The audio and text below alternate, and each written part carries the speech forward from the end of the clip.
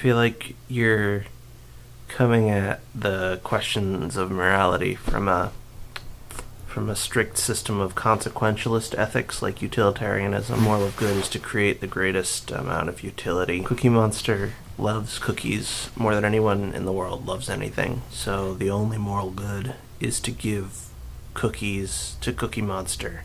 The annihilation of all other people and things in the universe other than cookies and Cookie Monster would be morally justified. But another issue with utilitarianism is that it doesn't work. It's not actually possible to know what the consequences of your actions are in any kind of exhaustive sense.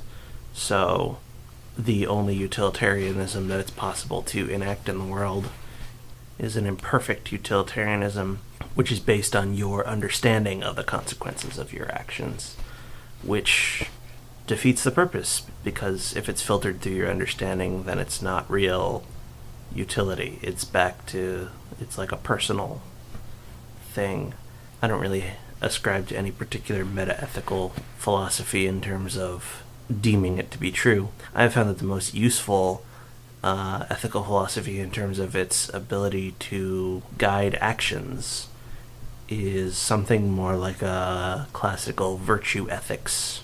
If you look at utilitarianism or other ethical systems like rule-based ethics, what philosophers call deontological ethics, those are all based on the morality of actions as opposed to the morality of people. Virtue ethics is more like attempting to cultivate the values of a good person, which in some senses actually makes it more closely connected with ethics as seen in fictional works, like the Superman example I brought up. One example of how this deals with the cheap versus costly morality, and that's not a judgment of value, but the cheap versus costly morality is like in Doctor Who, which you don't watch, but the Doctor tries to find a peaceful solution, but that always rang hollow to me, because his attempts to broker a peace always break down, and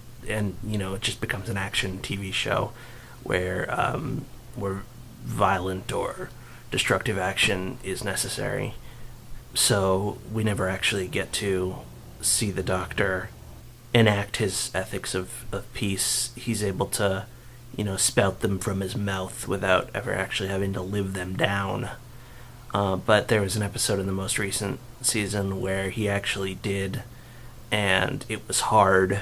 Everything about the episode was centered around showing how hard it was, and how it was actually even more difficult to broker a peace than it was to do violence, and yet it was nevertheless worth it to do that, which was, I think it was one of the most philosophically and emotionally moving things I've ever seen on Doctor Who, which is a television program that I like a lot.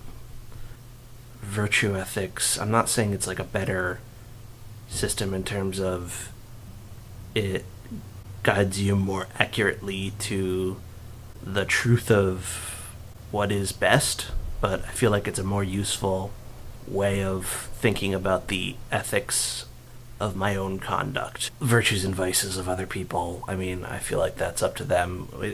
So I guess it's actually like when it's others, I tend to be more consequentialist, but when it's myself, I tend to be more virtue ethics. I feel like I have access to my own virtues and can hold myself to a standard of virtue, whereas I don't have access to the consequences until after the actions are done. But with other people, I have no access to their inner life, so I have no access to their virtues, and the only thing I really have is the consequences of their actions in the world.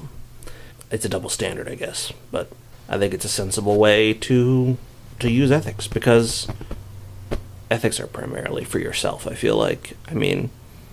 That was the main thing I kind of wanted to get at. Like, ethics for a lot of people tend to be the thing they use to judge other people, whereas the primary purpose of ethics is to judge yourself. Not to judge yourself. The primary purpose of ethics is to guide your own life.